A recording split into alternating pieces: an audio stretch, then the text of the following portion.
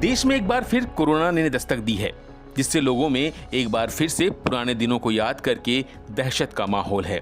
हालांकि इस बार डॉक्टर और एक्सपर्ट ये कह रहे हैं कि इस बार पहले की तरह कोरोना अपने पैर नहीं पसार पाएगा। बावजूद इसके लोग परेशान हैं। वहीं देश भर में कोरोना वायरस के एक्टिव केसों की संख्या की बात की जाए तो ये अब तक 2390 तक पहुंच चुकी है। केरल में सबसे ज्यादा 727 मामले हैं। महाराष्ट्र एक्टिव केस के मामले में दूसरे नंबर पर है। शुक्रवार को राज्य में 84 केस सामने आए। यहां अब तक 681 मरीज हैं और खास बात यह है कि देश के 60% एक्टिव केस इन्हीं दो राज्यों में हैं। वहीं कर्नाटक के मैसूर में शुक्रवार को 63 साल के एक बुजुर्ग की मौत हो गई। राज्य में कोरोना से यह तीसरी मौत है।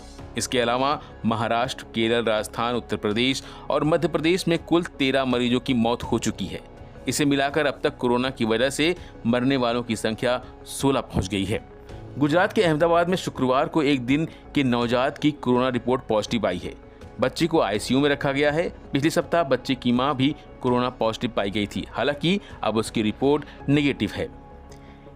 इतना ही नहीं, दिल्ली में एक दिन में कोरोना के 56 नए मामले सामने आए हैं, जिसमें 60 वर्षीय एक महिला की मौत कोरोना की वजह से हुई है।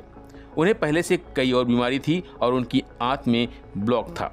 इसके चलते उनकी सर्जरी हुई थी। इस दौरान वे कोरोना संक्रमित हो गईं। वैसे दिल्ली में अभी भी कोरोना के 56 एक्टिव मरीज हैं।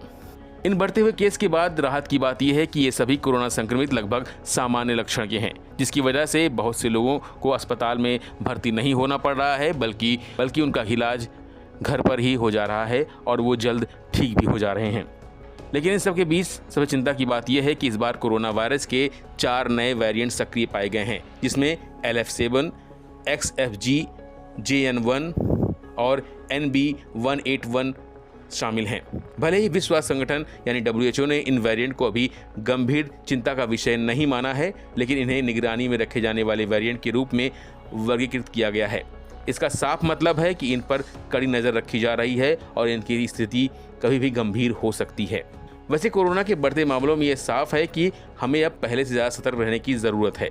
भीड़ भाड़ वाले स्थानों पर जाने से बचें और N95 या सर्जिकल मास्क जरूर पहनें। बार बार साबुन और पानी से हाथ धोएं। अल्कोहल आधारित हैंड सैनिटाइजर का इस्तेमाल करें। सामाजिक दूरी का पालन करें। खासकर सार्वजनिक स्थानों पर कम जाएं और अगर जाना भी पड़े तो 6 फीट की दूरी बनाएं। यदि आपने अभी तक बूस्टर डोज नहीं लिया है तो अब इसे लेने पर गंभीरता से विचार करें, विशेषकर यदि आप बुजुर्ग हैं या फिर किसी पुरानी बीमारी से पीड़ित हैं।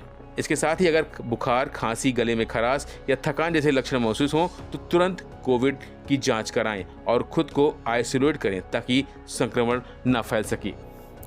हम सभी की जिम्मेदारी है कि स्थानीय स्वास्थ्य विभाग की सलाह और दिशा निर्देशों को पूरी तरह से पालन करें। यही एकमात्र रास्ता है जिससे हम इस बीमारी को एक बार फिर से हरा सकते हैं। फिलहाल के बस इतना ही। बाकी अपडेट के लिए बने रहिए वन इंडिया हिंदी के साथ।